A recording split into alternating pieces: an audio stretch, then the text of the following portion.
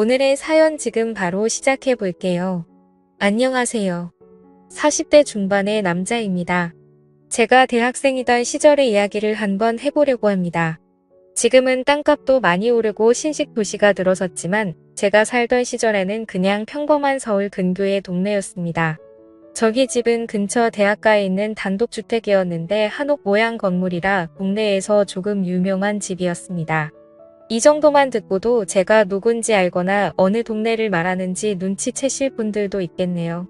아무튼 저는 그 집의 장남으로 동네에서 유명한 사고뭉치였는데 결국 노는데 정신이 팔리다 보니 대입에 실패하고 말았어요. 아버지 없이 자란 놈이 학벌도 안 좋으면 세상 어디다 쓰겠냐는 어머니의 말에 정신 차리고 재수까지 했지만 결과는 썩 좋지 않았습니다. 군대를 다녀와서도 별로 할 일 없이 지내고 있었는데 어느 날 어머니가 여권이랑 비행기 티켓을 저에게 내미시더군요. 무슨 일인가 했는데 아버지가 생전에 친했던 친구분을 통해 유명한 곳은 아니지만 외국에 있는 대학교에 입학수속을 밟아놨다고 거기 들어가서 딱 4년만 고생하고 졸업장만 받아오라고 말하시는 거예요. 제가 그동안 어머니 속을 많이 썩였나 싶기도 하고 사실 어머니 모양새가 이 학교를 가지 않으면 거의 저를 밖으로 내쫓아 버리겠다 하는 모양새여서 그렇게 호롤단신으로 유학길에 올랐습니다. 앞으로의 새로운 생활을 기대하면서요. 부끄러운 이야기지만 사실 결과는 그렇게 좋지 않았습니다. 첫 해에는 그나마 마음 잡고 공부를 하려고 했는데 공부를 잘하던 사람도 아닌데 갑자기 외국에 나가 다른 나라 말로 공부를 하라니 아주 고역이더라고요. 그런 힘든 시기를 보내는 건 저만이 아니었는데 학교에도 저같이 최종 학력을 위해 들어온 한국 친구가 있었습니다. 둘이 죽이 잘 맞기도 하고 해서 외국에서도 동네방네 사고를 치고 다니기 시작했는데 결국 학교에서 제적을 당하고 말았습니다. 두려워서 어머니께는 말씀도 못 드리고 이러고 저러고 있다가 결국 체류 기간이 끝나버려서 몰래 귀국했어요. 집 앞에 도착했는데 어머니가 날 보면 보고 싶었다고 좋아하실까? 아니면 정말 어디에다 넣어둬도 똑바로 하는 것 하나도 없는 한심한 놈이라고 욕을 하실까? 이런저런 생각에 집 근처 전봇대 뒤에서 들어갈까 말까를 한참을 고민하고 있었습니다. 그러면서 시간을 보내고 있는데 골목 어귀에서 여자들 웃고 떠드는 목소리가 들리더라고요. 탈양 같은 성격은 어디 버리질 못하는지 들려오던 목소리 쪽으로 고개가 절로 돌아갔습니다. 근처 대학교를 다니는 여대생으로 보이는 한 무리의 여자들이 삼삼오오 모여서 지나가더라고요. 그 중에 키가 옆에 있는 다른 여자들에 비해 조금 작지만 그 여자들 무리 중에서도 얼굴이 제일 예쁘고 몸매는 그 중에서도 단연 돋보이는 여자와 눈이 마주쳤습니다. 그녀는 저를 조금 이상한 눈으로 쳐다보면서 지나갔어요. 그도 그럴 것이 전봇대 뒤에 웬 남자가 몸통보다 커다란 캐리어를 들고 우물쭈물대는 모습이었을 테니 의심 가는 건 당연한 거겠죠? 여자들이 지나가니 저도 모르게 고개가 따라갔는데 이 여자들이 한 명도 빠짐없이 전부 다 우리 집으로 들어가는 게 아니겠어요? 그래서 이게 무슨 상황이지? 하는 생각이 들었습니다. 더욱더 혼란해진 저는 집 대문 앞에는 발도 못 붙이고 계속 전봇대 뒤에서 무슨 상황인지 파악하느라고 가만히 있었죠. 그런데 얼마 안 있어서 경찰이 오더라고요. 수상한 남자가 집 앞에 서 있다고 신고를 받고 왔다고요? 경찰에게 저 여기 사는 사람이라고? 이 집 아들이라고 설명을 드렸는데 믿지를 않아서 결국엔 현관문 초인종을 누르게 되었습니다. 어머니는 식당에 일로 갔을 시간이라 없을 터이니 결국 아까 그 조그만 여자가 나와서 경찰에게 저 사람이 맞다고 수상한 사람이라고 하더라고요. 그렇게 경찰서까지 다녀와서 어머니에게 연락을 드리고 귀를 꼬집힌 채 질질 끌려 집까지 왔습니다. 거실에서 무릎을 꿇고 앉아 혼나고 있는데 여자들이 한 명씩 번갈아 가며 나오면서 저를 흙을 틀고 보더라고요. 한참을 혼내다가 그래도 자식이기는 부모 없다고. 어머니는 얼마나 힘들었으면 거기서도 그랬겠냐며 차라리 잘 됐다고. 손이 모자라서 힘들었는데 엄마 하는 일이나 도우라고 하더라고요. 우리 집에 있는 저 여자들은 뭐냐고 물었더니 여자 혼자 몸으로 자식 새끼 외국에 보내놨더니 학비에 너무 힘들어서 제가 없는 동안 빈방을 하숙집으로 돌리고 계셨던 것이었습니다. 여자 혼자 사는 집이라 처음에는 남학생들을 받았었는데 매일 술에 취해서 행패 부리고 그러는 대학생들을 어머니 혼자서는 감당을 못하시다가 다 내쫓아버리고 여대생들만 받게 되었다고 하셨습니다. 제가 쓰던 방도 이미 여대생 중 한 명이 차지한 상태였고 저는 다락방 신세를 지게 되었어요. 여자만 사는 하숙집에 남자가 들어와서 불편해하는 학생들을 위해 어머니는 2달치 방세를 깎아주는 조건으로 여대생들을 설득했습니다. 그 최고가 작은 여자가 저를 몹시도 불편한 눈으로 쳐다보고는 제가 쓰던 방문을 열고 들어가더군요. 저도 너무 화가 났습니다. 저 여자 때문에 경찰서도 다녀오고 심지어 제 방까지 빼앗긴 꼴이었으니까요. 덕분에 하숙집 손해를 많이 봤다며 식당 일을 도우게 되었죠.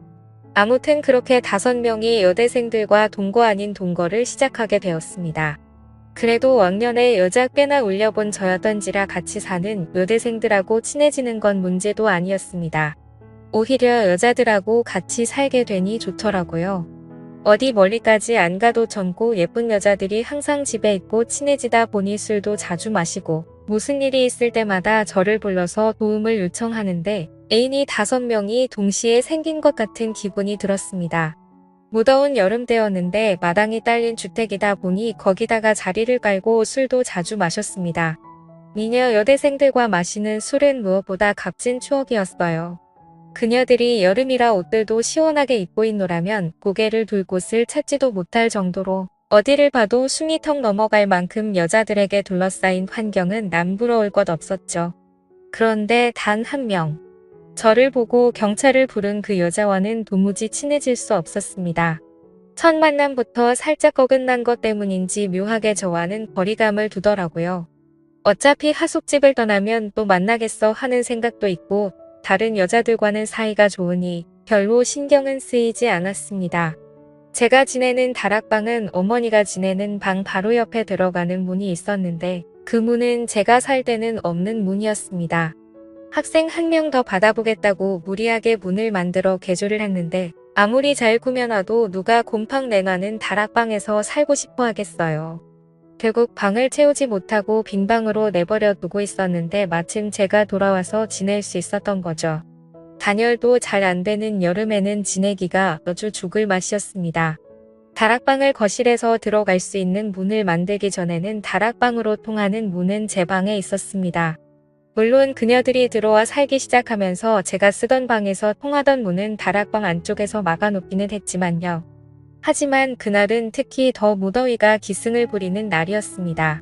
원래는 낮부터 어머니의 식당에 가서 일찍부터 밑준비를 도와주기로 했었는데 서울에 있는 이모가 맹장염으로 입원을 하게 돼서 그날은 식당을 휴업하고 어머니는 이모의 간호를 위해 병원으로 가 있는 상태였고 여자들은 다 학교에 가 있는 시간이니 저는 혼자 붕 뜬 상태로 집안에 덩그러니 남게 되었습니다.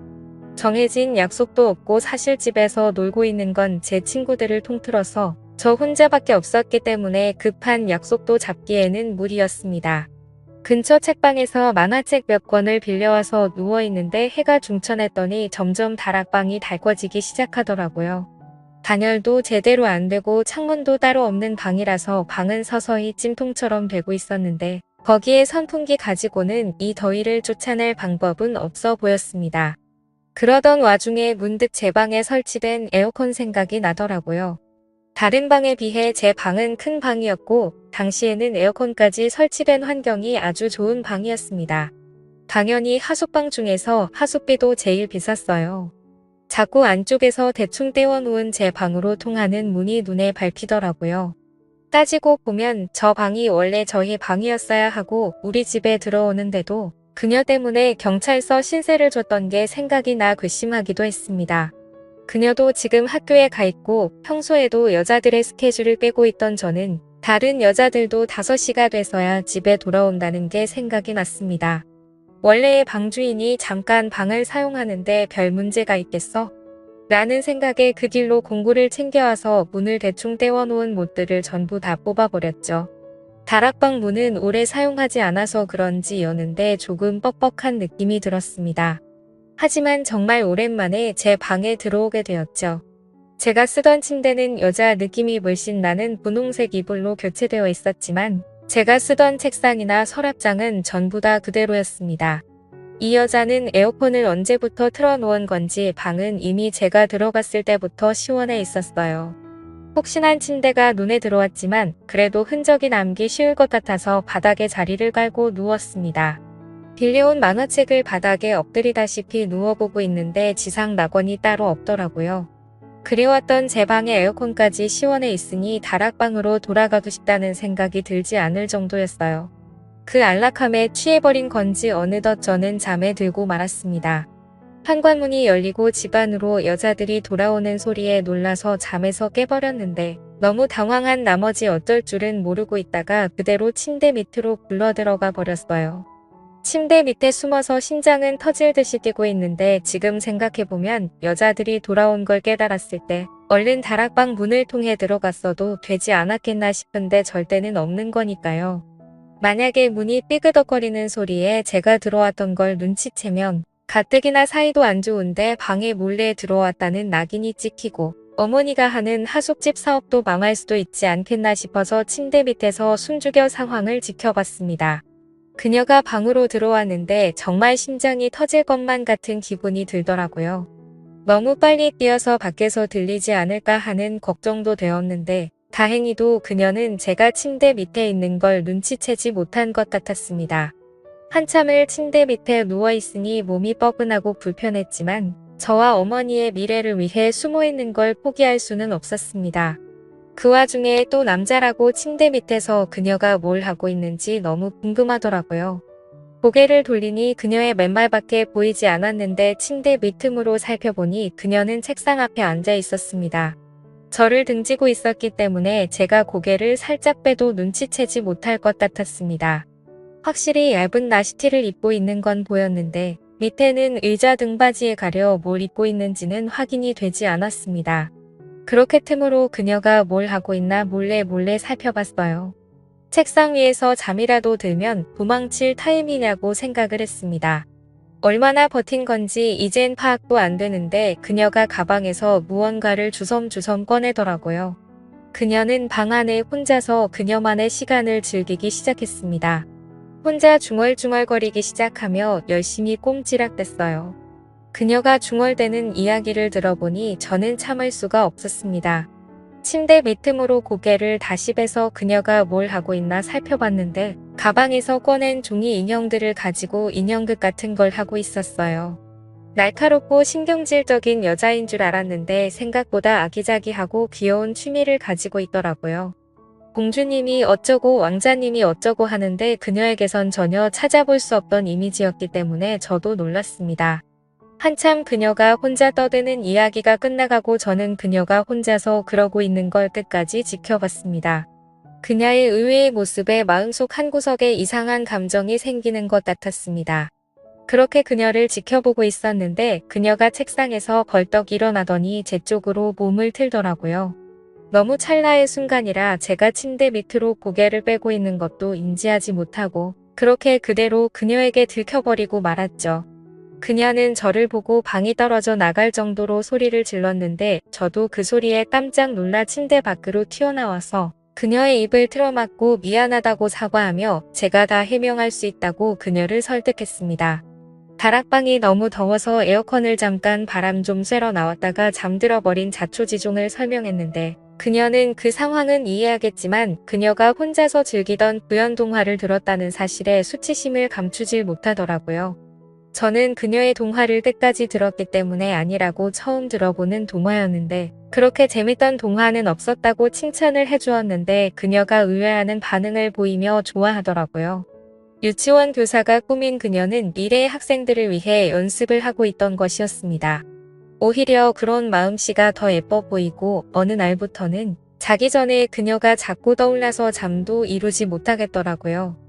다락방 문은 그날 이후로 방 쪽에서 틀어막아 버려서 그녀의 방에 2번 다시 들어갈 수는 없었습니다. 그날 이후로 그녀도 제게 마음을 열어 다른 여자들하고 술을 마실 때도 참석하고 저와 몇 번의 시간을 보내기도 했습니다. 그녀도 저도 서로를 의식하고 있었지만 누가 먼저 나서서 서로의 마음을 내비치지는 않았습니다. 그렇게 그녀는 학교를 졸업하면서 하숙집을 떠났는데 그때까지도 그녀는 저의 마음을 눈치만 채고 있었지 확인받지 못했죠. 지금은 저도 이렇게 어른이 되었고 가끔씩 어머니의 집에 가서 저와 그녀의 방이었던 그곳을 바라보면 그때 제 마음을 전하지 못했던 게 가끔은 후회가 됩니다.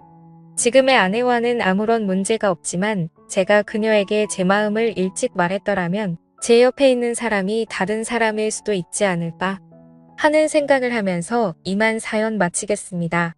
오늘의 사연은 여기까지네요. 긴 사연 끝까지 들어주셔서 감사합니다. 구독과 좋아요 잊지 말아주세요.